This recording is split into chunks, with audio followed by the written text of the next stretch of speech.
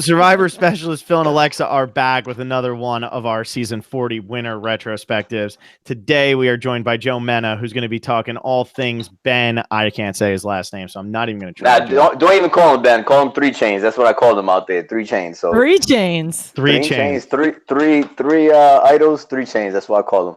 I love it. So we're going to be talking about 3 Chains for tonight's retrospective. This should be a good little take here. Ben, I know, Joe. So you're going to be on the defensive here. Not that we're going to be like the aggressors, but I know like with a lot of people when they heard Ben was on the season, there was not a lot of excitement. So like I'm excited to hear a positive take here because I really like Ben. So I don't got shit to say about Ben that's good. So we might be on the same thing. Shit. No, I'm playing. The whole time. Nah, that's my man, Ben. He's solid with me. He's good. We should have called Mike Zahalski, huh? No, I think Mike probably say nastier things about Ben than me. No, I have nothing bad to say about Ben. Well, there we go. So that's what's going to be good here because obviously after 35, everybody had their whole, well, he found so many idols. And of course, you saying 3 Chains right off the top of this podcast, I'm sure just made so many people click stop. We got to rename this to the 3 Chains podcast. Hopefully he's 6 Chains after this season. I don't know, whatever it is. Maybe 7 or 8. I don't know. I mean, at this point, I think that there could be an idol a day being hidden on that island. So I wouldn't be surprised if he's 8 Chains at this point.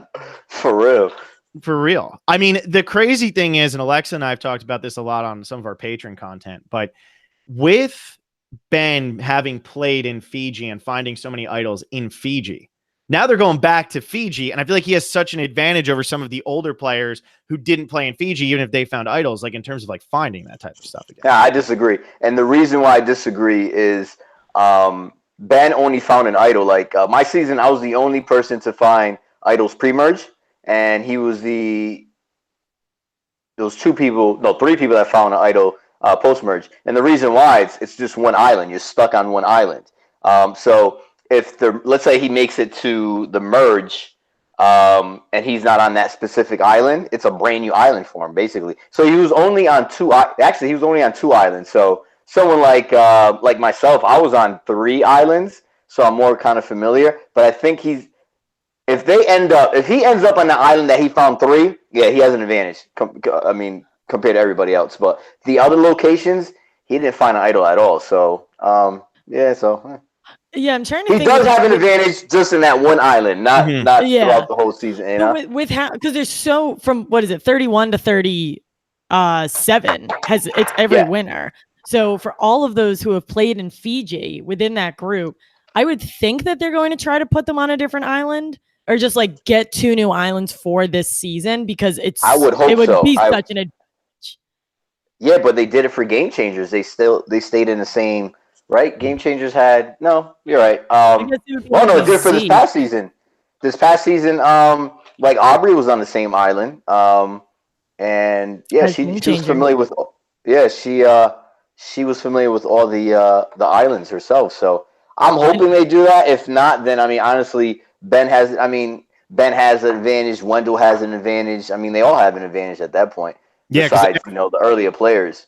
Every winner from 33 to 37 found idols. Adam, Sarah, Ben. And Aubrey found Wendell. An idol. Now that we're talking about Aubrey crossing over. She did, yeah. So I don't know. They better do that because honestly, you wouldn't have to survey the island. You just know the island. Mm-hmm. Like most of the time that you spend an island, you survey it. Like, let me do this section. A couple hours later, let me do the other section. So at that point, you won't even have to survey the island. You just literally look for an island. I mean, for the idol. So there might be like 30 idols this season, like legit, because people are just going to find them, play them, find them, and play them. It's going to be a little bit easier. Unless they hide them like in challenges, which would probably be probably the best route to go. I hope they go back to that. I mean, I always liked that when they did that. The Wentworth find, the Troyzan find, they're great moments. Yeah, that's what needs to happen. But yeah, I mean, hopefully Ben. I mean, yeah, if Ben's on that final island, like if he starts off in that final island, I guarantee he's finding an idol. Like he knows that island like no other. I mean, legit, he knows that idol. I can hear Twitter crying from here. Well, what's crazy is that's the advantage that Ben has. Like most players, like most Survivor players, I don't understand them. Like they come out of their season and they want everyone to like see. They want everyone to view them as like a good player. You don't want people to view you as a good player unless you won. So if you went like if you lasted 35 days, 36 days, you should come out of the season and say I'm a horrible player. So when you play the next time, if possible, people you're like underestimated. And I feel like Ben has that advantage because people are just going to view him as, oh, Ben's not great. He just needs an idol to win, and he's going to be underestimated. And I feel like that's an advantage in itself. So people may not vote him out because they're like, well, he doesn't have an idol. Don't worry about it. Or on the flip side, they might say, let's not vote him out because he may have an idol. So I think Ben's good right now.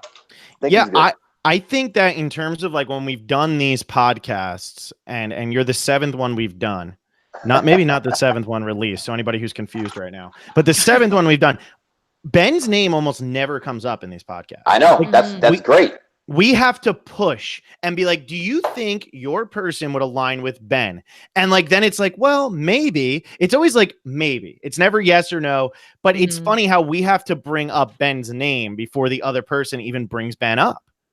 Well, that's a good thing and a bad thing. One, that means he's not in a pregame alliance, right? That kind of sucks. But then on the flip side, I mean, pregame alliances, I mean, sometimes they work. It's a 50-50 chance, right? You might get screwed over. Or it may benefit you and you make it to the end. But I think that's an advantage that Ben has. His social game is underestimated. His strategic game is underestimated. They just view him as like he needs an idol to win. That's an advantage. Like, okay, underestimate me. I suck. My social game sucks. But Ben's game, his social game is not bad at all. Pre-game my season, I was concerned about Ben, Desi, and Allen because they were just extremely social pre-game. They were close. They were liked. I'm like, this guy is dangerous. And it was because of his personality. He's a huge person. He has a huge personality, and he's very likable. So I think people are going to come in, underestimate his social game, and then end up saying, oh, shit, I like this guy.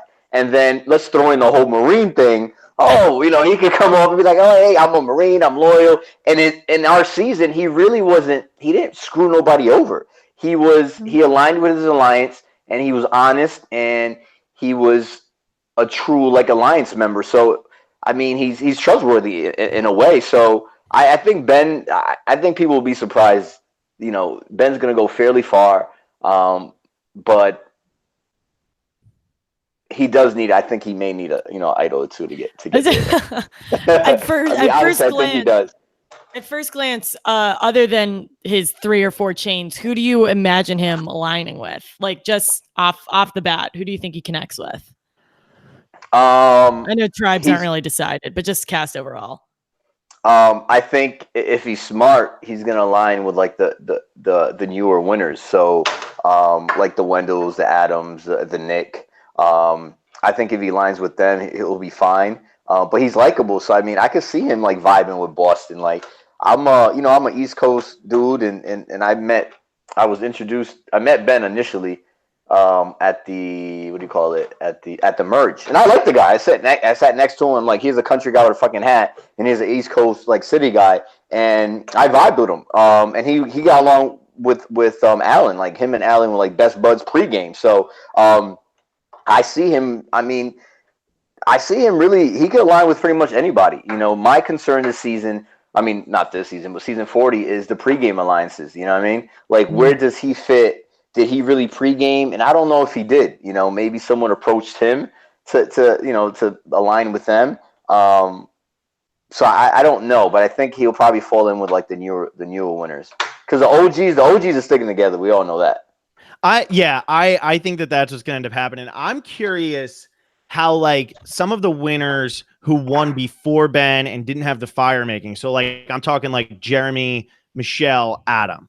Like I don't know their take on Ben's win, but do they almost look at Ben's win as like he had all those idols and he got to make fire to get to the end? Like, are they looking at it as like a different type of win that almost might make them be like, we want to get this guy out of here because like he doesn't represent like maybe like what we had done? I don't know. Maybe I'm making this up, but well, I mean, if you think about like Tony, like I love Tony. Tony's by far my favorite winner. Well, maybe Jeremy's first, but well, maybe Wendell's second.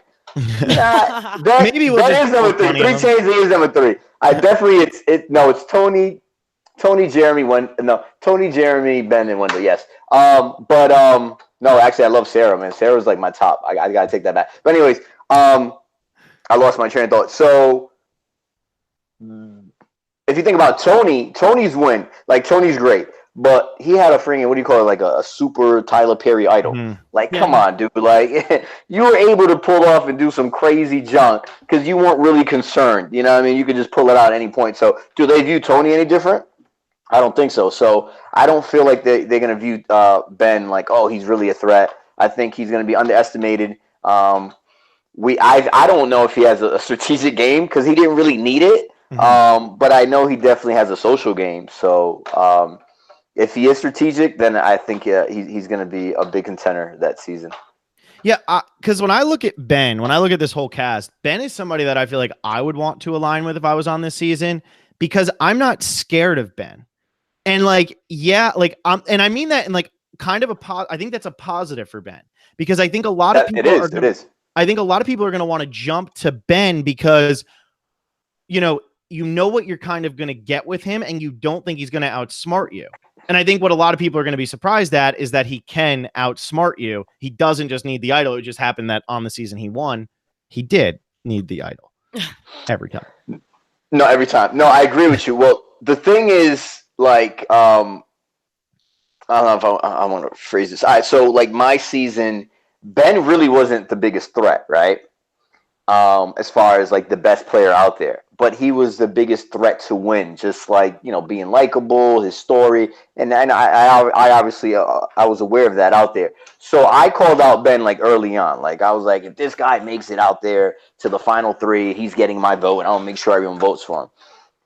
So the minority alliance, we all basically thought Ben was running the ship.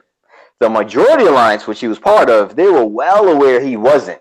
Mm-hmm. So he wasn't a threat. So what I mean by that, he's able to kind of play his position and understand, like, I'll let others, make the decisions and kind of fall back. He allowed Chrissy to make those decisions. He allowed Devin to make those decisions. So if he's in a majority alliance, he could kind of fall back and allow others to be a bigger target and allow the minority alliance to think he's the bigger one, but not really be a threat within the majority alliance. You get that? So I think he's definitely. I don't know. I think Ben's good. I think he's definitely making. He's definitely now. I'm thinking about. He's definitely making the. I feel like he's definitely making the merge. Mm-hmm. And physically and with challenges, he's good at challenges. He holds his own. He holds his own. And I think there's like bigger threats out there, obviously. But I'm just concerned about the pregame alliances. That's huge that season. Like, I don't know. I just don't see. I just don't see them OGs like flipping on each other early on. I think they made a pact like, let's get to the merge, and then from there we'll just knock each other off. But if you're, go ahead, Alexa. Go ahead. So I'm gonna try to defend against that because as someone who I don't want to watch pregame alliances, and I think there's a gigantic pregame alliance going into this, but I'm hoping this is all wishful thinking. I'm hoping the way they divide the tribes, it's immediately broken in half.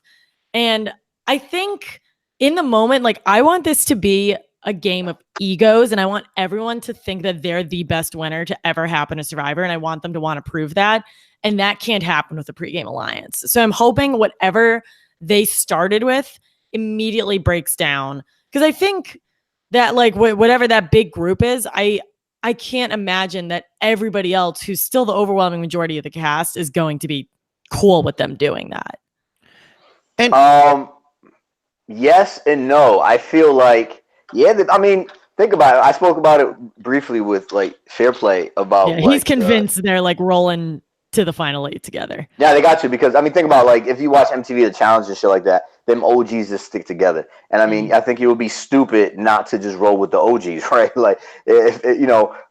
Rob and Sandra have been hanging out since God knows how long. You throw Tyson. I mean, there's just no way that they're going to take each other out pre-merge. I just don't see that happening. That's just because once one does it, it's going to be a chain reaction and the rest are going to do it. So if one does it, that person is automatically going to be voted out. Like, yo, what the hell? Like, we decided to do this. We worked this out for years. We've been playing it. We've been waiting for this day. We've been waiting for this season for years. And look at what you did, So there's no way them OGs are flipping on each other. I would hope that, but I don't see Boston Rob flipping on Sandra. That's just not happening.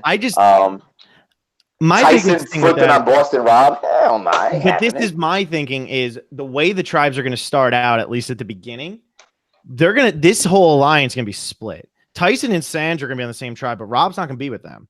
And Amber's going to be on that tribe, but Rob's not going to be with them. So if Rob's tribe loses, I think Rob goes home and there's nothing that the old schools who would be with him can do about it. And even on the other side, if you have Tyson, Sandra, Amber, and let's say you got a Yule thrown in there, they still might be outnumbered 6-4 by the newer school post-season 20 players, which could screw them because there's just nothing they can do about it until a swap happens.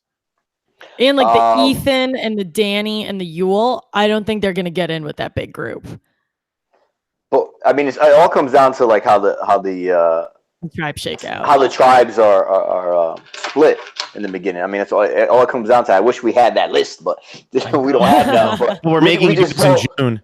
Yeah, I know. Right? So we don't know. I mean, yeah. I mean, but then it comes down to, do they lose? I mean, if they don't have the majority, let's say they continue winning, and then the merge happens, and they do have. You just don't know what's going to happen.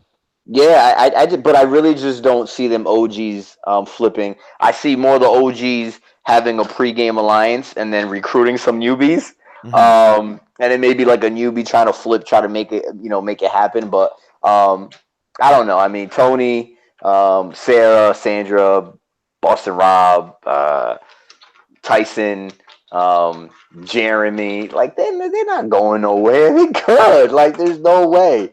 You know what I mean? That's just not happening. When you have such a big group that have spent so much time with each other, know each other, I think they respect each other, right? Obviously, they're all winners. They respect each other. But that particular group, I think, really respects each other in the game and outside of the game. And they just won't disrespect the game or each other until the merge. That's just me. That's just how I feel. Yeah. I mean, no, there's been many takes on this. So it's fun to hear everybody's different take on it.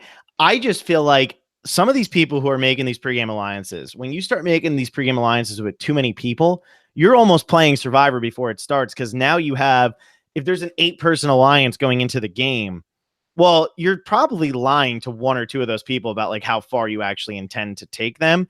And especially if you get separated with how many swaps and things I think are going to happen on the season, you might not see somebody from your pregame alliance until the merge hits.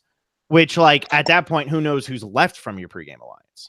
Yeah, what was crazy is, well, I might as well talk shit. So, yeah, go for it. No. It's like, no, because, it's, Survivor, this is like a so-called family, and, people might bash me, but it is a family. Yeah, we all share an experience together. But just because you're a Survivor player doesn't necessarily mean I need to like you or not like you. If I don't know you, I don't know you. If I met a Survivor player, I would never talk bad about them because I met them. But the ones I don't know, well, fuck it, I'm gonna run with it. But like, for instance, who's the dude that played a couple times and he's like a lawyer out in Florida? I'm horrible with names.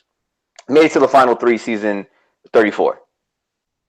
Troy Zan. Brad Culpepper. Brad Culpepper. No, Brad, I bet. Troy Zan is the lawyer. Sorry, I just had to say Troy Zan. Yeah, Troy Zan is a lawyer. Like, woo, he's a smart dude, but, but he has a better job, actually. He takes photographs of beautiful women. Anyways, so, from what I heard through a grapevine, Brad, what's his name, Bradshaw? Brad Culpepper. Brad Culpepper. I said Bradshaw. All right, so Culpepper supposedly, allegedly, had like a pregame alliance, right?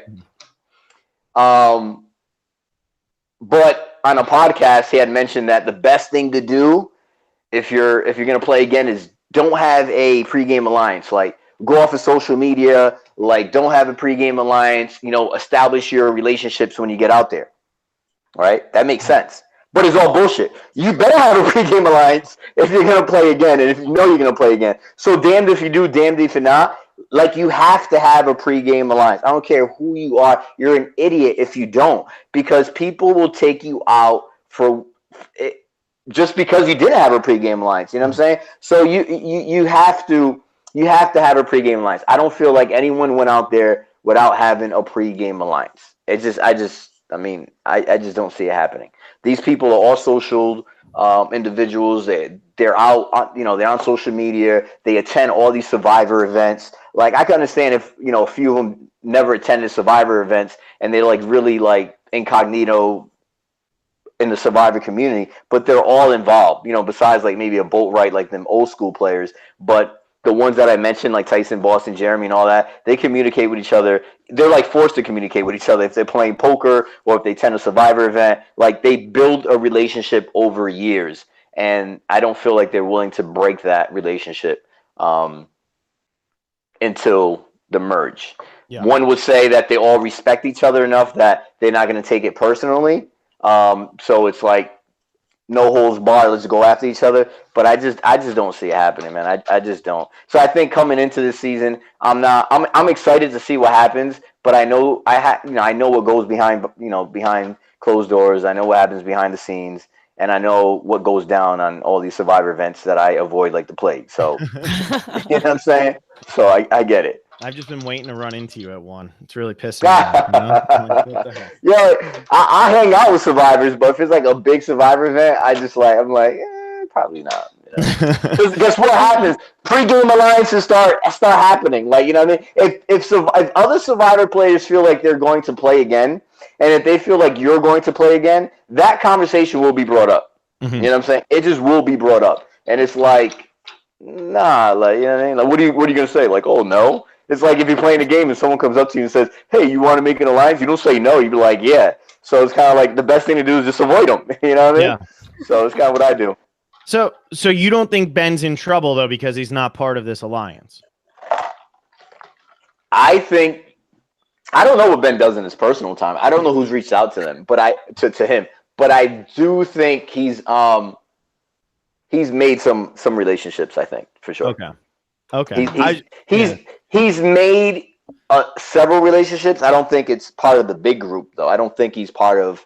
I mean, he could be part of like the larger group, or maybe he has some ins with the larger group. Because I feel like Sarah is not in that large group, but she is. I mean, she's in, but she's not like the shot caller. And for her, I mean, I don't think she minds that. I think Sarah's a beast. I think she's boring as fuck as far as TV, but I mean, watching her play is amazing. I think she's one of the best, winners. I mean, people might kill me for that, but the stuff I heard that she did out there, unbelievable. Huh? Her Game Changers game is unbelievable. People just discount it because it's not like sexy, but it's like ruthless.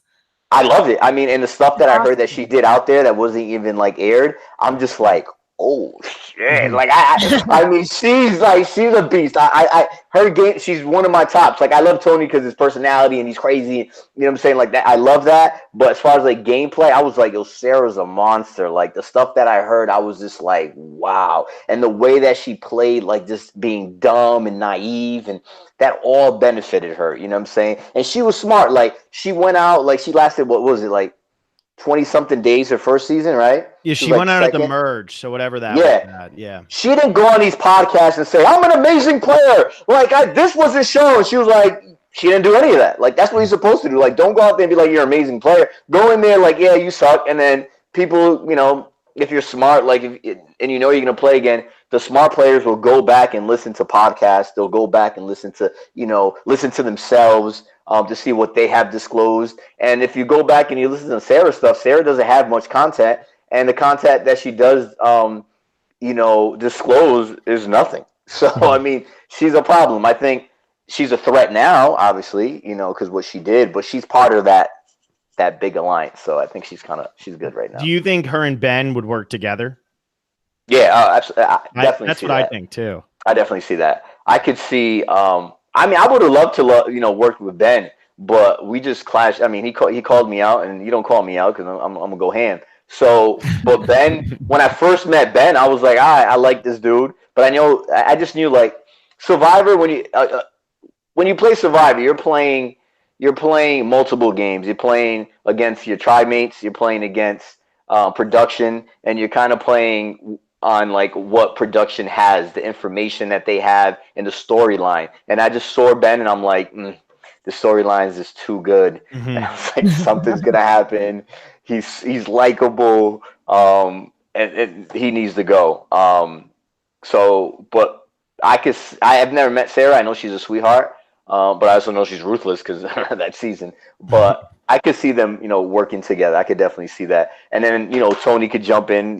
Tony and Sarah are cool, and I could see Tony and kind of Ben working together. I just don't know what the hell Tony's gonna end up doing, but Tony's gonna Tony. That's what Tony's gonna do. Tony, I think's in a little trouble.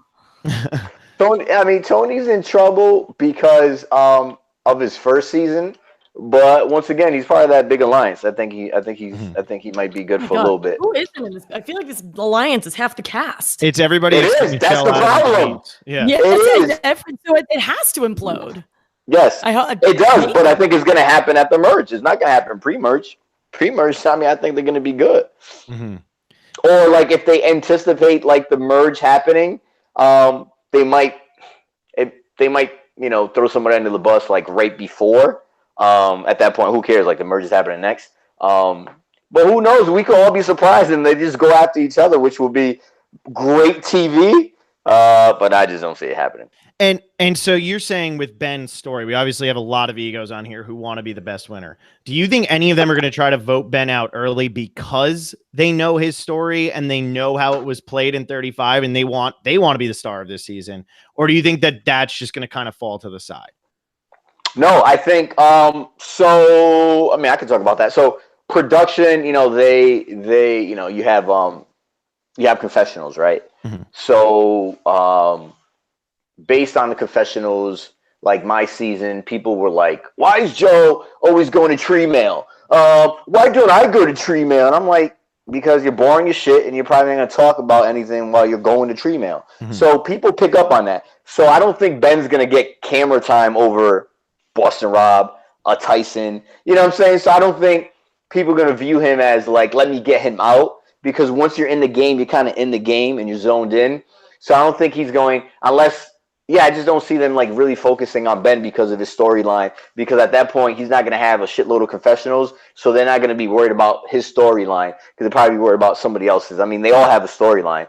Jeremy has a storyline. Ben has a storyline. I think the ones that don't have a family may not have a storyline, mm-hmm. like the Nick, the Adams, the Wendells. But the one, Boston Rob obviously has a storyline. His wife has it. So I don't think they're going to be too concerned about Ben's storyline because it's not going to equal the amount of confessionals or maybe camera time he's going to receive. I mean, these players they're going to be thinking about that. Like, shit, this guy's going to get a lot of airtime. This guy, you know what I'm saying? Like, they're just 50 steps ahead of the game. They're looking at this game from so many different angles that I'm not even able to view because I've never played so many times and I suck as a player. So it is what it is.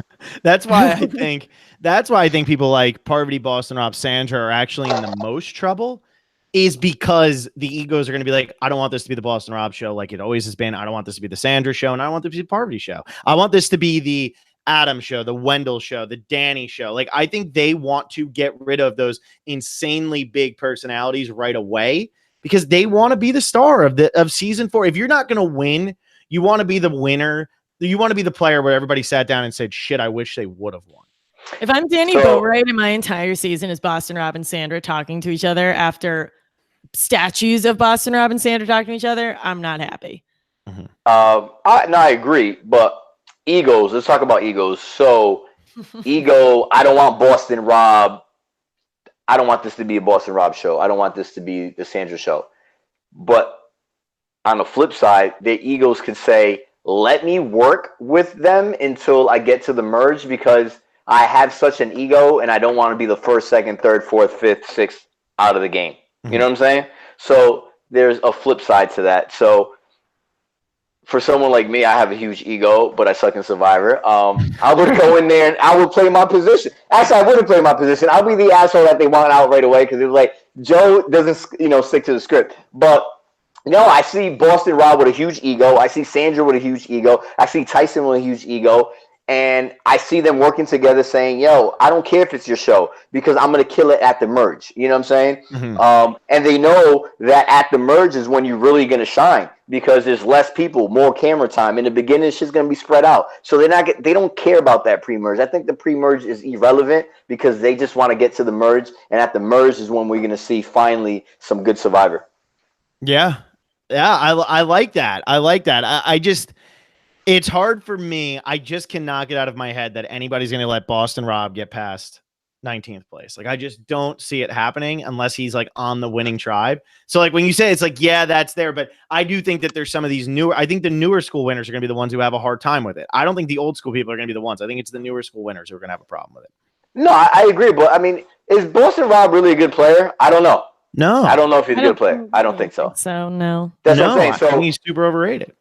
Yeah, that's what I'm saying. He's super overrated. And when you're out there, once again, I think you're just going to be zoned in. You know, you're going to be zoned in, and you're going to think about if you just view Boston, if you take the whole Boston Rob and you just look at Rob, the survivor player at that point, I don't think they're going to be really concerned about him. Mm-hmm. I think they'll be like, yo, he's such a huge, he may be a huge target. Let me just keep him around. I mean, I've watched the seasons, and I'm just like, I don't get it. You know what I mean? And the season that he did win, I mean, we all know why he won. But the other ones, I didn't get it. Even the season that he made it to the final, whatever, 2 or 3 with his wife, I don't see it. So I don't think too many people are gonna like be gun ho about Boston Rob. I think they might be more concerned about like a Jeremy. But Jeremy, once again, I think he's the most dangerous player out there. And after meeting Wendell, I'm like, wow. But Wendell really patted the ego, right? Like Wendell makes you feel like you're the most important person ever, and you know. Well, I never played with him, but just like outside of the game, he's just like a cool dude. Like I could see me like, you know what I'm saying, like hanging out with him. He's just like likable guy. And this season is it's all winners, so they're all likable, right? They're not like spicy. If you think about spicy players, it's like Sandra, which is full of like sazon, adobo, the whole nine. She's full of spice. You got Tyson, you got Boston Rob, and you have Tony. And after that, you have nobody. They're all bland. Like they need the sazon, the adobo, the sofrito. They need all that crap because they're just boring. No shots to like my man Wendell or Jeremy or anything like that. But they're my favorite winners. They're my favorite players. But they're not the greatest TV. So they're normal people. I mean, like, you could hang out with them normally. Tony's like larger than life. Over the top. Exactly. And he's not like that in the game. That is Tony, from what I heard. That is just him, you know? So when you have people like that, you know, they're not usually the winners. And in this season, Tony's not going to win. The Tysons are not going to win. The Boston Rob is not going to win. The Sandra is not going to win. Parvati, I think she's maybe changed a bit. It's going to be like the Nick, the Adam, maybe, you know, maybe Jeremy could pull it off because he's so likable that, you know, somehow, some way, you know, he could win some individual challenges. He could find idols. He could pull it off. He has a story. You know, he has history with all these individuals. But we might be surprised who the winner is. You know, it's not going to be that, you know, it's not going to be as predictable as, you know, as many think. Well, let's put you on the spot immediately. Who is it? Who's the winner? Alexa has an entire like document that we're keeping track of who everybody's putting as their winner. You can't pick Ben. It's got to be somebody other than Ben, because we'll ask you about Ben in a second. But if it's not Ben, who wins the season? My 3, believe it or not, people be like, Joe, you don't know Survivor. I say Jeremy, Boatwright, or Denise. Mm-hmm. Oh, I like that. I like those. That's my choice. I was going to bring that up earlier. When we've been doing these, or whenever people talk about 40, Ben doesn't come up very often. Denise does not come up very often. Denise is a beast. I fucking love Denise. No one talks about her. Yo, Denise, like, did they watch her season? I don't think they did. They did. Yo, they don't know who they fucking with. They have no idea. Like, do they know? Like, they have no idea. I think she's gonna mind fuck many people out there. Mm-hmm. She's literally gonna mind fuck. I mean, so is Denise about to, in this final 3, is she gonna mind fuck Jeremy and Danny and win 10-0? Is that your take? No, I think if that's the final 3, she doesn't beat Jeremy. You know what I'm saying? Like Jeremy is the man. You know what I'm saying? So I don't see that happening. But I think she could definitely get there unless she plays some over the top. But I just feel like I don't see Boston. Like, let's say they all get to the merge. I don't see like Boston Rob, Tyson, or any of them voting for Denise over over Jeremy. If he gets that far, like, you got to respect that game. You know what I'm saying? Like, Jeremy was a type of person that he played the first time. He's very similar to Sarah. Some people say, well, I think it's harder to win the second time if you're a loser the first time, right? Because people are aware of your game. Obviously, it's difficult if you were winning the first time, but like Jeremy was able to adjust his game. He played the first time and said, okay, I'm going to make my weaknesses my strengths, and I'm going to portray my strengths as weaknesses. That's what Sarah did. So I feel like Jeremy's smart enough to kind of evolve even further. And I think his game is going to be even that much more dangerous. He's going to come in. People are going to see him as a physical threat. People are going to see him as a social threat. And what he does with that combination, I don't know. But he's going to do something. His game is going to change. He understands that he needs to do something different. He might come in and be a little bit extra spicy. And people be like, oh, this guy's crazy. And like, let him blow. I don't know what he's going to do. But him and Sarah are dangerous because their games completely evolved from the first time to the second time. Many of the players that are playing that played before, their game was pretty consistent, you know? So Jeremy, like, we had to go with one person. You're taking Jeremy. If you pick Jeremy, go ahead. Jeremy. Yeah, I think a lot of people are picking Jeremy. A lot of people are picking Jeremy. 3 out of 7 who has picked Jeremy so far. Yo, I don't know Jeremy, but I can just see Jeremy like, yo, he's that dude. He's not spicy. I think he's full of spice, don't get me wrong, but he knows how to turn it down. There's people that don't know how to turn it down. I don't know how to turn it down at all. I think Tony doesn't know how to turn it down. Sandra doesn't know how to turn it down. And those people, because we just have Sasson flowing through our blood and we just don't know what to do. Jeremy knows how to do it. And that's what makes him a winner. And that's why he could potentially win again. And, you know, I think he's good. And the amazing thing about Jeremy is his first season, he played fantastically, but it's blood versus water. And it turns into the whole singles versus couples. And Val gets out so early that he's playing a really good game. And then he gets voted out. And then it's like, okay, well, Natalie Anderson's going to win. But if he doesn't get voted out there, he probably wins that season. They had to get him when they got to him. And then he plays so perfectly in Cambodia that you sit down and you're like, wait a second. This guy like played an incredible 10th place game, which you don't really say often about people. And then he plays a perfect game in Cambodia. He doesn't have to adjust much. He just has to adjust something. And he could walk out of here as arguably like the best winner that Survivor's had if he wins this season. Well, yeah, I mean, I think the second time he understood like the whole meat shield crap, right? Mm-hmm. He saw that and he made the adjustments. Someone like Sarah, she came in and knew that her game wasn't the greatest game. She knew she got voted out early. She knew that most of the players were unaware of her game, and she took advantage of that, right? Mm-hmm. I don't know the adjustments that Jeremy's going to do, but he needs to make some adjustments because everything that you mentioned makes him a threat, and his alliance is well aware of that as well. You know what I'm saying?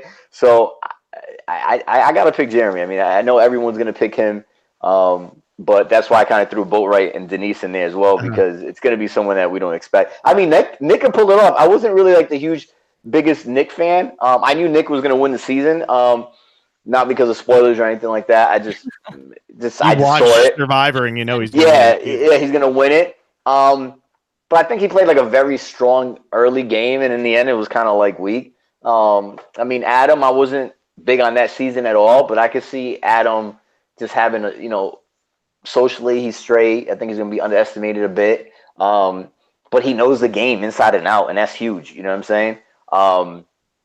But Ben, I think still Ben has a good chance. I think he's good with the lines. He's underestimated, but I just don't feel I haven't seen that strategic game in Ben to say he's going to make it to like the final 5. He may surprise me. Like, I don't know. He just didn't need to be really strategic my season. And I know what happened behind the scenes. I know conversations that weren't aired. And Ben wasn't the one behind most of the votes. It was others playing into it. I don't know if it was his game to kind of fall back, or he just didn't really pitch the right move to make. You know what I mean? So I don't know his strategic game. Yeah, I'm curious because Alexa and I have been doing Patreon podcasts, and by the time this airs, everybody will have already heard them. So we're going to steal this from you. We always ask each other, was the winner the best player on their season? You've told us now twice that Ben was not the best player on the season. Who was the best player on the season? So we can steal that and put that into our Patreon podcast. Honestly, No, shit. I'm a horrible player. Joe is ready to play again. In case you know what I'm saying, I'm a horrible player, B. I suck. You saw this shit. Ben fooled me. Devin was great. He fooled me. I couldn't find an idol without Cole. Like I'm useless out there. Let me see. The best player, honestly, I think my season was like everyone thought they were great, but we were just really, really bad. Mm-hmm. The fact that Ben was able to find 3 idols, knowing that he found the first one and they allowed him the second time, so Chrissy can't be that great, Ryan can't be that great. But I think one of the better players my season was definitely Devin was outside the box, and I think Ryan. I respect Ryan's game a lot. After the game, I respect both of their games. I think they were probably the better ones. People say Chrissy was robbed, but Chrissy social game was worse. I know for a fact it was worse than mine. My social game was bad because I decided to make that stupid decision early on and, try to save me and Desi, sacrificing a lot of, a couple relationships. But I think, Devin and Ryan are probably top. I'll even throw Mike in there, but Mike just can't execute a lot. He's all over the place and he can't be trusted for shit. But yeah, I don't think Ben was the best player. I think Ben made the best out of the situation, and that's what makes you a great player. You don't have to be the best. That's how you win. Yeah. So Ben was the best winner my season, but I don't think he was the best overall, player. But then again, like Devin sucked at challenges and Ryan sucked at challenges. So to be a great player, you got to be, overall. But Ben wasn't. I don't think he was like the best player my season. I mean, there was a couple of things that he lacked, but we all did. So when I go on, when we eventually record this and we release it as me saying that Ryan Ulrich was the best player on season 35, and the internet just starts hating me, then they'll finally hear you say it here, and then it's okay, and then I can be like, well, it's no Mena's fault. Well, good. If people don't agree with me, I told you I'm a horrible player. I don't know shit. Okay, I just co-signs everything. Like I'm literally not talking out my ass. Like legit, I don't know what I'm talking about. But no, I mean, when you're out there, like all you do is like strategize. So like Devin may hate me on this and be like whatever, but like Devin and I would have these massive conversations, right? And he would talk about strategy, and I would like literally like look at him and be like, what the fuck are you talking about? That's horrible. And then like I'll switch it up, and I would try to switch it up like it would benefit me a bit, but really like screw me over, so he wouldn't like say, well, this is just benefiting Joe. But his strategic game sometimes was just horrible. But he was good enough that he had enough people fooled like he was an idiot. Mm-hmm. But he really wasn't. You know what I'm saying? And then Ryan just had like, we'll talk a bit strategy, and he just saw things that were going on because he was in a majority, and things that could potentially happen that I just didn't really see. You know what I mean? And many of us didn't see. So Ryan was really good. I mean, he's a super fan. He's a strategic player. But I put Devin in there because he had everybody fooled. But some of the shit that Devin was thinking about doing and his final 3, I switched up his whole final 3 because I was like, dude, you're gonna lose against this person. Like he really wanted to take Lauren. That's my homegirl, Lauren, to like the final 3. Like he was like, oh, she's not doing it. I was like, what the fuck is wrong with you? I was like, take me. He was like, I ain't taking you. You crazy. You doing this. Like, I was like, yo, you do not take Lauren. Like, I would vote for Lauren before I vote for you. Like, you know what I mean? But he was so behind the scenes that you got to give him credit for that. And I respect players that do, like are able to play behind the scenes because I'm not able to do that. And are able to make moves without the majority viewing them as the ones making moves. And that's what makes a good, surviving player, obviously. Yeah. Mm-hmm. Yeah. Alexa, you want to ask the other question? Yeah, it's been alluded to, but we haven't actually answered it. So where do you think Ben is going to place? You can be as generic as family visit or as specific as an actual place. 8th place. My place. He's going 8th. 8th place. 8th place. I love it. Bad. I like that. He's going 8th. Everyone has either said like last place or final 6. So that's a good middle ground. I don't see that. I think Ben is really selfish, and you're supposed to be selfish. Like he has a family. He's out there for the fam. Like, you know what I'm saying? Like $1 million is great. I think it changed his life. I think he made the right decisions with his money. I don't know what the hell he did, but I know he did good shit with it. And I feel that drive, he's just, it's not that he needs it more than anybody else, but I feel like he's selfish enough to make the right decisions for his family. And that's why I feel like Jeremy's going to win. Like, Jeremy's great. He's social. I think he's loyal. But, when it comes down to his family and what he's willing to do for them, bruh, that's that drive that Wendell just doesn't have. And I'm not saying Wendell's going to be – it doesn't have the same drive as Jeremy. But, Wendell's a 35-year-old dude that has no kids, and it's different when you're playing for someone else and not just for yourself. You know what I'm saying? And that drive, that bend that I saw out there was the reason why I felt like he was a threat. When I felt like someone was playing harder than me and harder than I would play for my family, that concerned me. And I know that drive continues with Ben. And for that reason, I think he's going to play and make it at least to 8th place. 8th place. All right. I mean, I don't have him getting this far. I'm not going to lie. I think he's going around the merge. I think he might go before the merge, but I don't know. It's funny because every time we do these two, other than when you talk to Fair Play, everybody says, "Oh, they're going far. My player's going deep. They're going to go further than you think." And I'm like, somebody's not, though. Somebody's not. For some reason, maybe Ben will do better because the more we talk about this, the better I feel about it. But when I just saw the initial cast, I was like, damn, he's going to be like 13, 14, something like that. But I don't know. Maybe it makes more sense now because it's like, who is looking at Ben saying like, that's the biggest threat out here, and I don't think anybody's going to be saying that when they. No, that's what makes him. That's what makes him a bigger threat. And maybe these players are like amazing players, right? And they're probably maybe they're thinking that. Like, I'm telling you, when you're in the game, you have to look at all different angles, and you have to say like, all right, let me look outside the box. Who's really the threat? How are others, thinking? How are they feeling? How's production feeling? How are the viewers going? Like, there's so many different layers, and I think. There's players out there that are going to see that, but not enough. And you know what I'm saying? Not enough players are going to see that, and that's why I think Ben's going to be good. We didn't see Ben, the strategic mastermind. We just saw Ben play hard and found idols. Like, that's not really a threat. You know what I'm saying? Like, Tony found idols, yeah, but he was making a lot of moves, causing controversy, making people feel uncomfortable, keeping everybody on their toes. And Ben really doesn't really have that personality to kind of do that. He has a big personality, but he's not.